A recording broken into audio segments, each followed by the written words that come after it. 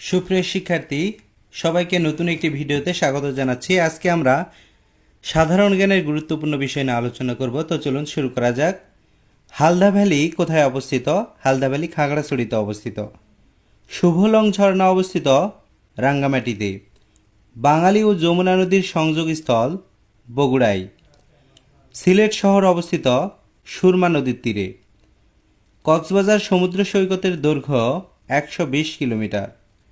সাগরকন্যা বলা হয় পটুয়াখালীকে। মুহুরীর চর অবস্থিত ফেনীতে। জমির লবণাক্ততা নিয়ন্ত্রণ করে পানি সেচ।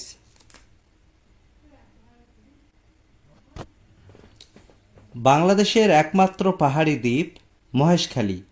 বাংলাদেশের একমাত্র প্রবাল দ্বীপ সেন্ট মার্টিন দ্বীপ। কোন দ্বীপ বাংলাদেশ ও ভারত উভয় দেশ দাবি করেছে? দক্ষিণ তালপট্টি দ্বীপ। দক্ষিণ তালপট্টি দ্বীপ কোন নদীর মোহনায় অবস্থিত? হাড়িয়াভাঙ্গা নদীর মোহনায় অবস্থিত। পূর্বাশা দ্বীপের অপর নাম দক্ষিণ তালপট্টি দ্বীপ। বাংলাদেশের বৃহত্তম সেচ প্রকল্প তিস্তা সেচ প্রকল্প। তিস্তা বাঁধ কোন জেলায় অবস্থিত? তিস্তা বাঁধ লালমনিরহাট জেলায় অবস্থিত। বাংলার প্রাচীন জনপদের নাম পুন্ড্র। প্রাচীন পুন্ড্রনগর অবস্থিত মহাস্থানগড়ে। মৌর্য শাসনের প্রতিষ্ঠাতা চন্দ্রগুপ্ত মৌর্য। অবিভক্ত বাংলার সর্বপ্রথম রাজা রাজা শশাঙ্ক। বাংলার প্রথম দীর্ঘস্থায়ী রাজবংশের নাম পাল বংশ। পাল বংশের শ্রেষ্ঠ রাজা ধর্মপাল।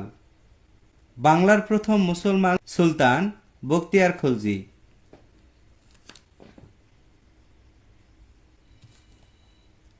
চলুন জেনে রাখি কোন মহাদেশে কতটি দেশ রয়েছে। এশিয়া মহাদেশে মোট দেশ রয়েছে 44টি। ইউরোপ মহাদেশে মোট দেশের সংখ্যা 48টি। আফ্রিকা মহাদেশে মোট দেশ রয়েছে 54টি। ওশেনিয়া মহাদেশে মোট দেশ রয়েছে 14টি। উত্তর আমেরিকায় মোট দেশের সংখ্যা 23টি আর দক্ষিণ আমেরিকায় মোট দেশের সংখ্যা 12টি। অ্যান্টার্কটিকা মহাদেশের কোনো দেশ সংখ্যা নেই, অর্থাৎ এই মহাদেশটি বরফ দ্বারা আবৃত। সবাই অনেক অনেক ভালো থাকবেন, সুস্থ থাকবেন।